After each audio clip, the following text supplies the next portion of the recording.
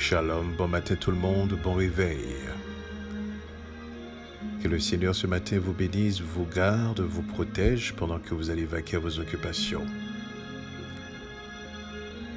Et en ce début de semaine, si c'est votre anniversaire, nous voulons vous souhaiter joyeux anniversaire. Soyez bénis, soyez heureux, soyez contents, soyez conscients. Et si vous êtes seul, sachez vous n'êtes pas vraiment seul puisque Yeshua dans sa parole nous a dit ceci. Je serai avec vous tous les jours jusqu'à la fin du monde. C'est une promesse souveraine qu'il a faite. Une fois que nous sommes régénérés, nous devenons ses disciples. Celui-là même qui le suit. Si c'est ce que vous êtes, eh bien, vous avez cette promesse qui s'adresse à vous. Il est avec vous tous les jours. À chaque fois que vous pouvez dire aujourd'hui, il est là. Il est là dans tous les aspects de votre vie. Si vous n'en êtes pas conscient, ça c'est autre chose. Mais il est là. Mais lorsque vous devenez conscient, et seulement lorsque vous en devenez conscient, ça fait toute une différence. À ce moment-là, vous constatez les bienfaits de sa présence et la crainte que vous développez est une crainte qui vous rend heureux. Voilà ce qui arrive lorsque nous sommes véritablement conscients de sa présence. Ce matin, le texte qu'on va regarder, c'est dans le livre d'Ésaïe, au chapitre 29. On va le lire à partir du verset 9 pour s'arrêter au verset 16. Et je lis pour vous. Soyez stupéfaits et étonnés. Fermez les yeux et devenez aveugles. Ils sont ivres, mais ce n'est pas de vin. Ils chancellent, mais ce n'est pas l'effet des liqueurs fortes. Car l'Éternel a répandu sur vous un esprit d'assoupissement. Il a fermé vos yeux, les prophètes. Il a voilé vos têtes, les voyants.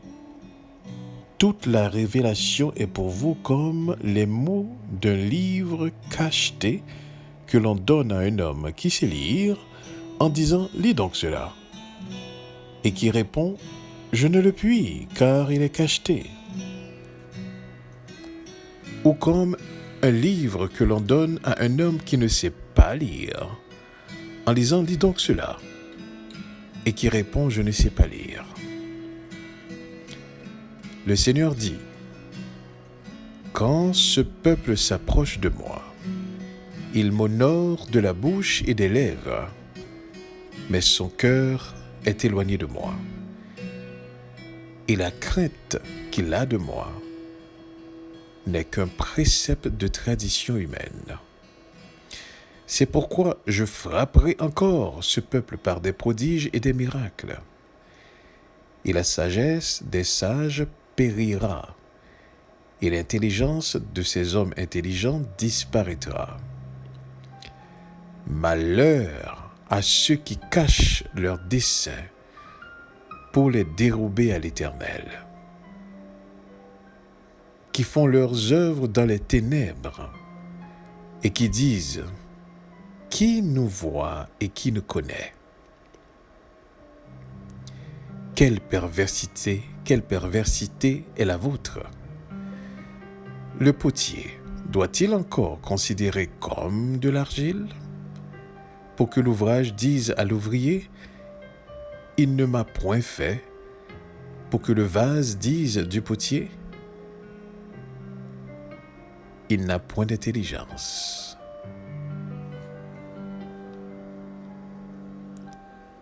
Voici un texte d'Ésaïe, de son nom hébreu. qui commence à manifester une, dirais-je, avertissement. D'un avertissement. Et l'avertissement se dit, soyez stupéfaits et étonnés. Et par la suite, le texte nous fait comprendre, vous avez des yeux, mais vous êtes aveugles, parce que les yeux sont fermés. Vous êtes ivres, mais pas de vin ou de liqueur forte, mais vous chancelez. Pourquoi? Écoutez bien ceci. Parce que l'Éternel a répandu un esprit d'assoupissement. Parce que les yeux des prophètes sont fermés. Parce que la tête des voyants sont voilées. Toute la révélation est pour vous comme les mots d'un livre cacheté qu'on donne à un homme qui sait lire.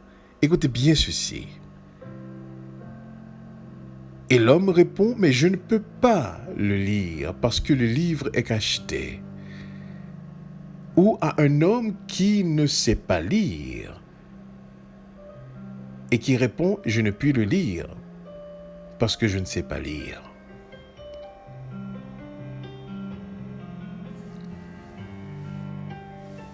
J'aimerais ce matin, avec le roi Kodesh, puisse vous aider à découvrir quelque chose qui va vous aider dans le processus de comprendre véritablement, lorsque vous exercez la crainte de l'Éternel, quels en sont les résultats de cette crainte. La première des choses qu'il faudrait comprendre,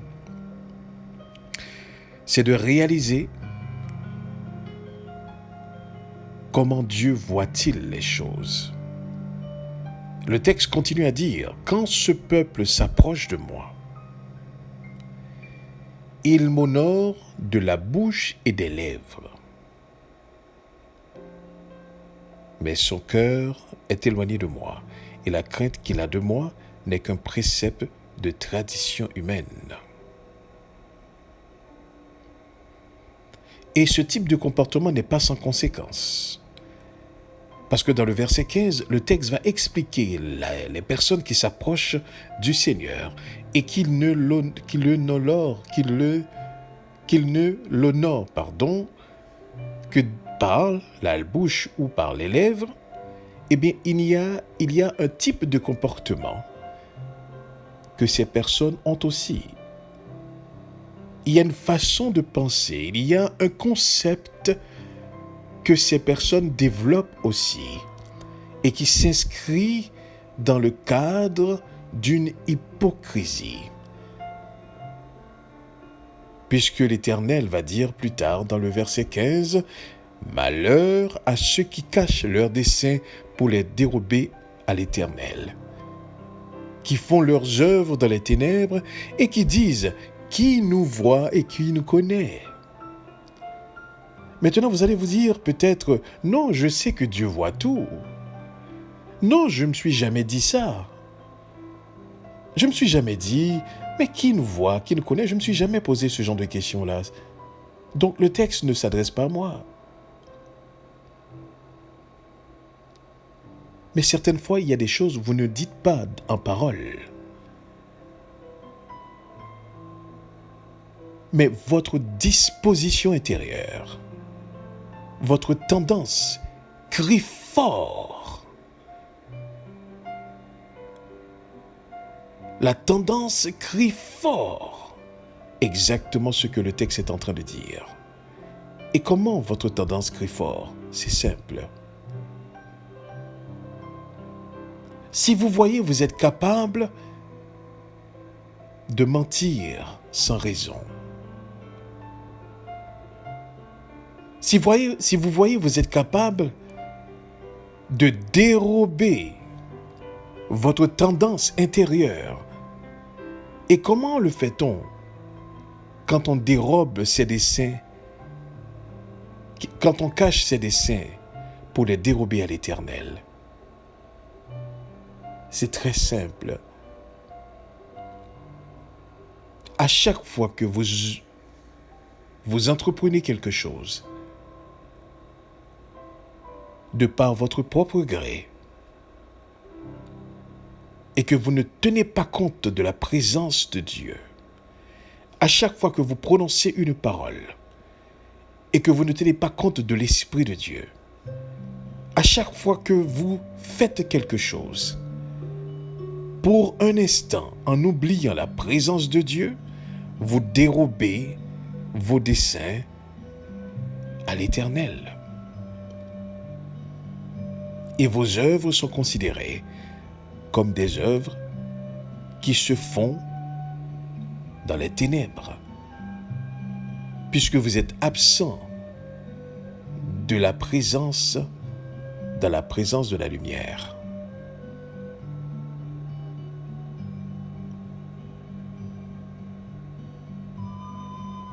Donc comprenez bien,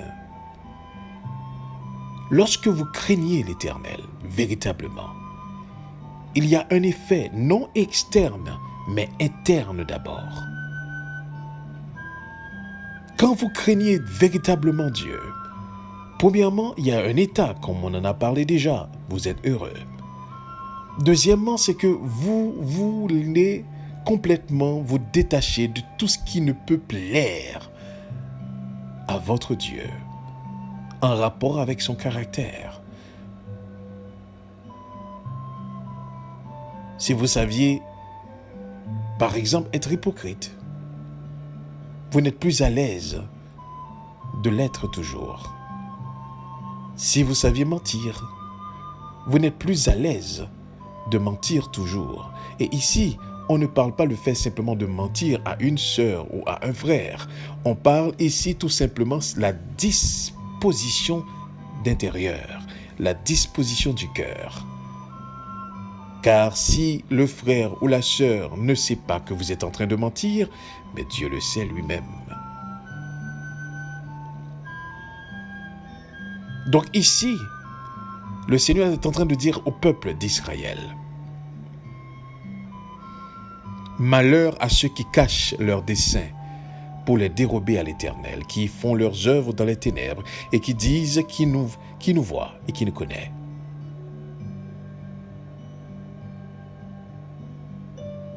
Dans le psaume 139, David disait ceci, « Éternel, même les ténèbres deviennent lumière. Il n'y a rien que tu peux cacher. Il est celui qui est capable de voir un point noir sur une pierre noire dans le noir. Il est celui qui est capable de voir un point noir sur une pierre noire dans le noir. Vous ne pouvez rien cacher à ce Dieu-là.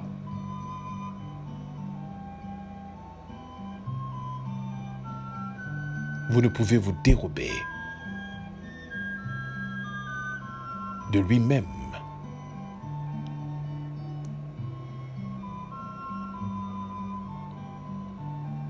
Tandis que le cœur est éloigné et c'est ce qu'il cherche. Mais la bouche continue à l'honorer. Les lèvres continuent à l'honorer. Et ici, on parle effectivement de préceptes humains. La tradition continue. Les chants continuent. La prédication continue. Les missions continuent. L'évangélisation continue. Les prophètes continuent. Tout continue, mais sans lui. Et la crainte qu'il a de moi, dit le Seigneur, n'est qu'un précepte de tradition humaine. Et vous le savez, puisque dans l'ensemble du résultat, il n'est pas honoré véritablement. Tout l'honneur n'est que ossement desséché d'une tombe blanchie, disait Yeshua. n'est qu'une apparence. Tout n'est qu'apparence. Mais au fond, rien ne change. On demeure toujours pareil. On ne progresse pas, on n'apprend pas.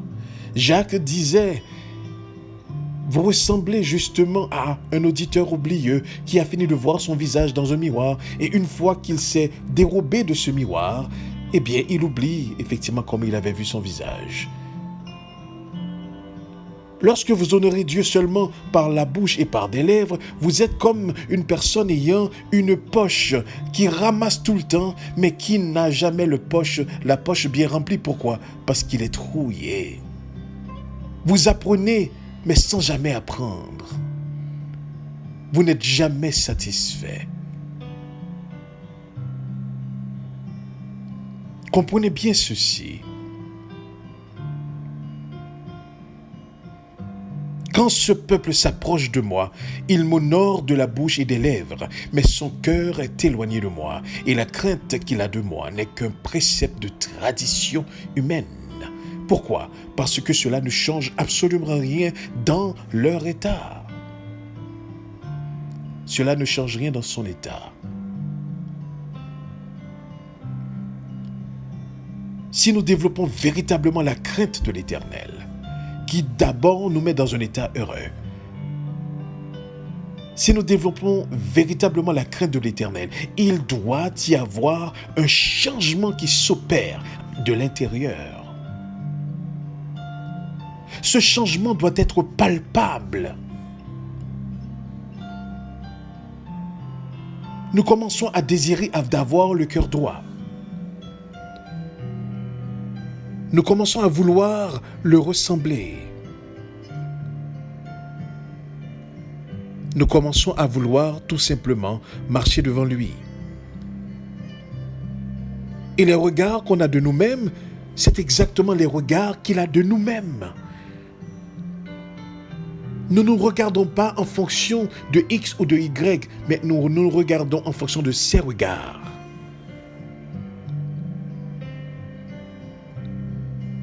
Quand ce peuple s'approche de moi, il m'honore de la bouche et des lèvres, mais son cœur est éloigné de moi, et la crainte qu'il a de moi n'est qu'un précepte de tradition humaine. Nous devrions être conscients ce matin. Il doit y avoir un résultat véritable lorsque nous développons une crainte véritable. Et cette crainte, la première des choses, dans le psaume 119, il est dit, heureux au verset 1er, heureux ceux qui sont intègres dans leur voie, heureux ceux qui marchent selon la loi de l'Éternel, heureux ceux qui gardent ses préceptes, heureux qui le cherchent de tout leur cœur. Heureux qui ne commettent point d'iniquité, c'est-à-dire qui vivent constamment dans un état qui déplaît à Dieu. Heureux qui marchent dans ses voies. Le texte commence par dire l'état de celui ou de celle qui craint véritablement l'Éternel. Vous êtes heureux. Constamment, sa parole vous renouvelle l'intelligence, renouvelle l'être, et vous êtes heureux.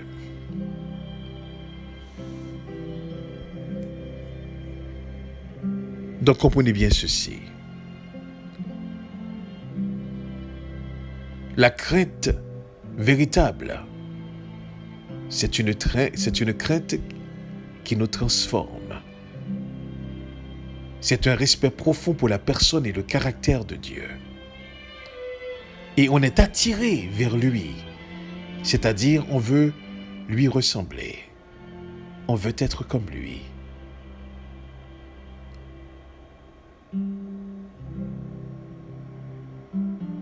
Il est important ce matin que vous puissiez comprendre ensemble que nous puissions comprendre. Quand on craint Dieu véritablement, il y a deux manières qu'on peut le manifester. Soit il y a un changement véritable qui s'opère de l'intérieur, ou il y a une apparence, une hypocrisie qui se vit, et que cette crainte n'est que seulement au niveau de la bouche et des lèvres, au niveau des chants, au niveau des services, au niveau de la prédication, mais vide, et que le cœur en est éloigné, et que elle se développe seulement dans un précepte de tradition humaine qui ne satisfait pas celui qui est craint, mais qui satisfait celui qui craint. Vous êtes auto-satisfait vous-même et vous croyez que vous marchez avec Dieu. Mais en réalité, vous dérobez à l'Éternel vos desseins et vos œuvres sont ténébreuses. Et par la suite, votre tendance dit qui nous voit et qui nous connaît.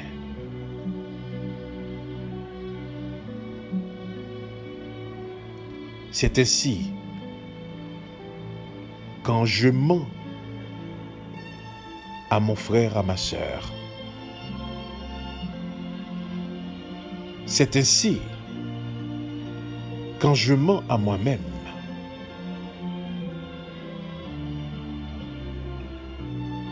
C'est ainsi lorsque nous mentons devant Dieu. Que personne ne le sache, que cela soit le su de tout le monde. L'affaire, nous n'avons pas cette crainte lorsque nous sommes à l'aise à vivre ainsi. Comme il est dit dans le psaume 119. Heureux qui ne vit pas constamment dans l'iniquité, dit le verset 3, qui ne commettent point d'iniquité.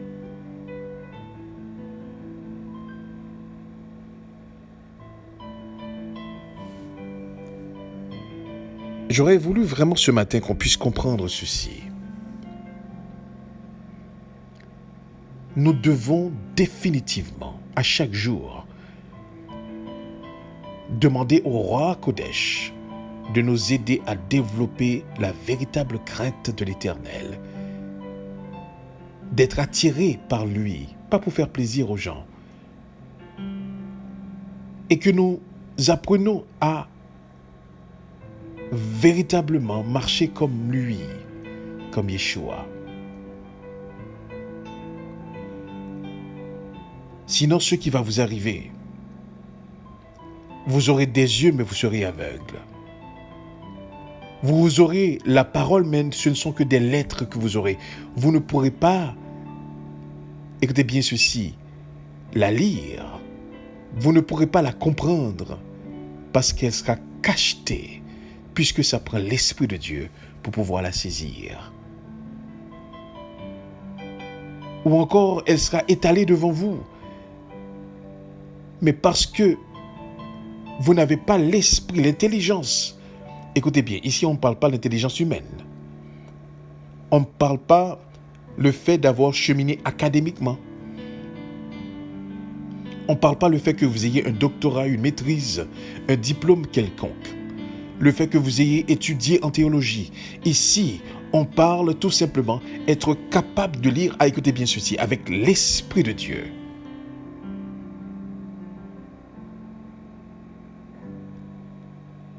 Et ce qui va arriver, c'est quand vous allez entendre cette parole, vous en aurez la démangeaison. Et le texte dit ici au verset 10, « Car l'Éternel a répandu sur vous un esprit d'assoupissement, et il a fermé vos yeux les prophètes. Il a voilé vos têtes les voyants. » En un mot, lorsque vous n'avez pas la crainte de Dieu, vous êtes adokimos, ce qui signifie vous êtes livré à vous-même. Vous êtes laissé dans vos préceptes de tradition humaine.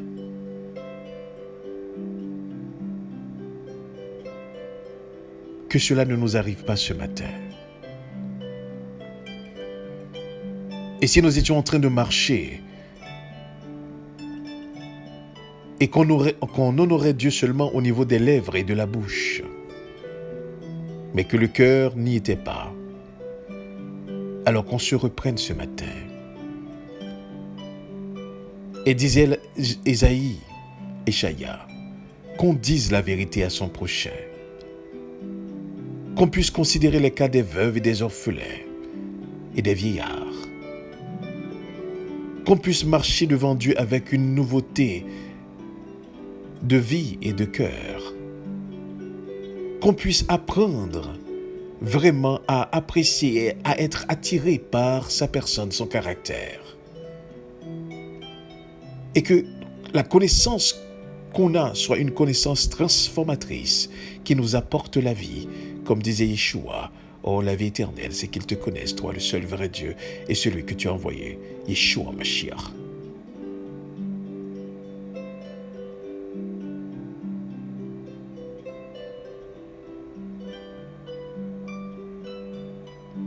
Quand ce peuple s'approche de moi, il m'honore de la bouche et des lèvres, mais son cœur est éloigné de moi. Et la crainte qu'il a de moi n'est qu'un précepte de tradition humaine. C'est pourquoi je frapperai encore ce peuple par des prodiges et des miracles, et la sagesse des sages, de ces sages périra, et l'intelligence de ces hommes intelligents disparaîtra.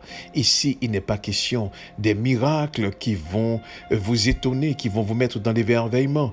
Ici, il ne s'agit pas des miracles et des prodiges qui vont vous faire du bien, pas du tout. Il s'agit des miracles qui vont vous effrayer, des miracles qui vont vous réveiller, des prodiges et des miracles qui vont être stupéfaits. D'ailleurs, au verset 9, c'est ce que le texte commence à dire, à donner un avertissement. Soyez stupéfaits et étonnés.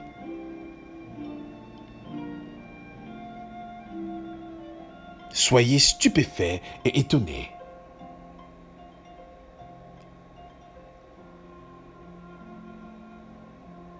Mais vous ne pourrez pas vous échapper.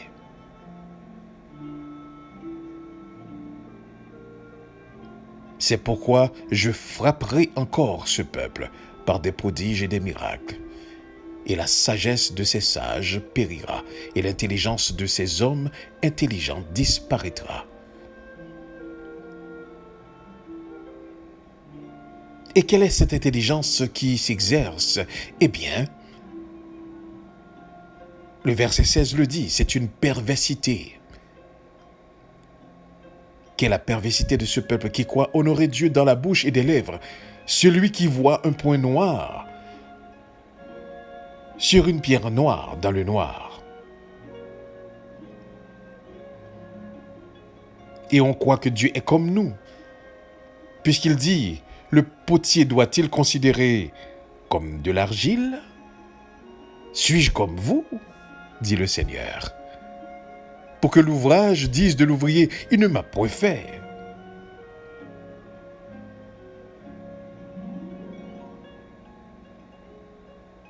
Peut-on vraiment se dérober de lui-même?